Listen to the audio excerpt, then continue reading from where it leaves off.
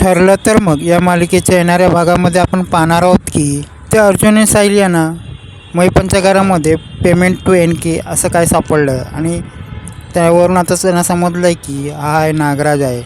आणि ह्या प्लॅनमध्ये आता अर्जुन आणि साहिल यांनी रविराज आणि प्रतिमा यांना सामील करायचं ठरवलं आहे. ते सुमन सांगते की काय करायचं की आपण प्लॅन बनवायचा. या प्लॅनमध्ये मी घरात एकटी राहीन आणि घरात कोणी राहायचं नाही आणि ते माझ्यावर हल्ला करतील आणि त्यांच्या तोंडून मी हे सगळं महिपतच्या घरात जे काही मिळाले ना त्याच्यात मी सत्य ओढून घेईन असं सुमन अर्जुन साहिल यांना सांगते. सुमनने सांगितल्यानुसार मी त्यांच्या तोंडून सत्य ओढून घेतो. हे ऐकल्यानंतर प्रतिमा बोलायला लागते तू किती धीराची आहेस आणि प्रतिमा सुमनचं कौतुक करते आणि सुमन बोलायला लागते हे घडलंय सगळं अर्जुन साहिल यांच्यामुळे. ते चेतन अर्जुन साहिलीला सगळी माहिती देतो आणि CCTV कॅमेरे सगळीकडे लावण्यात येतात. आणि अर्जुन रविराजांना फोन करतो तुम्ही बाहेर राहायचं आणि त्या टायमाला ते नागराज घरामध्ये एंटर करेल. प्रतिमा सुमनला सांगते की आम्ही दोघं बाहेर जातो.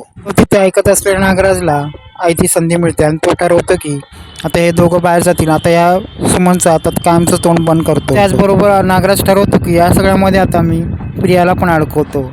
या सुमनला तर संपवतो आणि या मोहनला संपवल्यानंतर तिच्या मृत्यूचं खापर या प्रियावर टाकतो. ते नागराज प्रियाला फोन लावतो आणि तो सांगायला लागतो सुमनला इथे सगळं आठवायला लागतं आणि ती आता सगळं सांगायला लागली आहे. तुला जर वाचायचं असेल तर तू लवकरात लवकर इकडे ये.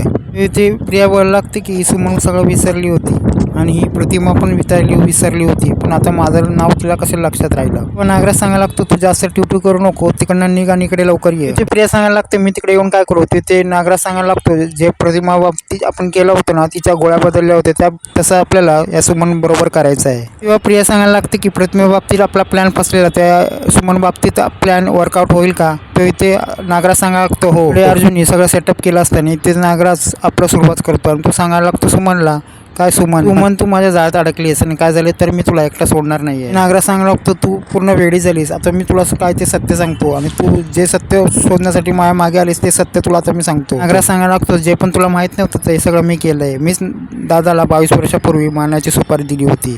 तुला जी बाई दिसली होती ती दुसरी तिसरी कोण नसून ती तन्वी होती. तन्वी. नागराज बोलायला लागतो ह्यामध्ये तुला माहीत काय तन्वीचं काय काम. तुला हे सगळं ऐकायचं असेल तर तिला मी इकडे बोलून आणतो. त्या टायमाला प्रियाची एंट्री होती आणि सगळ्यांना धक्का बसतो. प्रियाची इथे कामच काय आणि प्रियाची एंट्री इथे का झाली आहे. हे होत असताना आता प्रियाची एंट्री होते आणि प्रिया आता सुमनला सांगायला लागते की तू मला पाहिलं होतेस मी आहे प्रिया. प्रिया सांगायला लागते मी तुला बरं व्हायला देणार नाही आणि आता सुमनला आता इथे सत्य काढायचं असतं आणि आता अर्जुन साहिल आणि सगळ्यात ते आता ऐकत असतात. तेव्हा सुमन सांगायला तू या गटात का सामील आहे. ते प्रिया सांगायला लागते हिची आता बुद्धी साबूत आहे हिला आता संपवायचं आहे. प्रिया सांगायला लागते नागराजला तुमच्या बायकोला तुम्ही संपून टाका हिचा अतिप्रहार झालेला आहे. आणि प्रिया सुमनच्या जवळ जाते आणि ती प्रिया सुमनला सांगायला लागते की त्याच दिवशी मी आली होती आणि तू मला पाहिलं होतं आणि मी खरी तन्वी नाही आहे. प्रिया सांगायला लागते मी खरी तन्वी असती तर या नागोबाला साथ दिली असती का. प्रिया सांगायला लागते 22 वर्ष जो अपघात झाला तो याचाच डाव आहे आणि आम्ही मैपनची माणसं आहोत. प्रिया सांगायला लागते की मी खोटी तन्वी आहे आणि मला तुझ्यामुळे गोंधन करायला लागलं. तू माझा पाय बघितला होतास त्यामुळे मला इथे नकली तुळशीपत्र बनवायला लागलं होतं. आणि एक सत्य त्या सुमनच्या समोर आले आणि हे सुमनच्या तर काय आता सगळ्यांच्या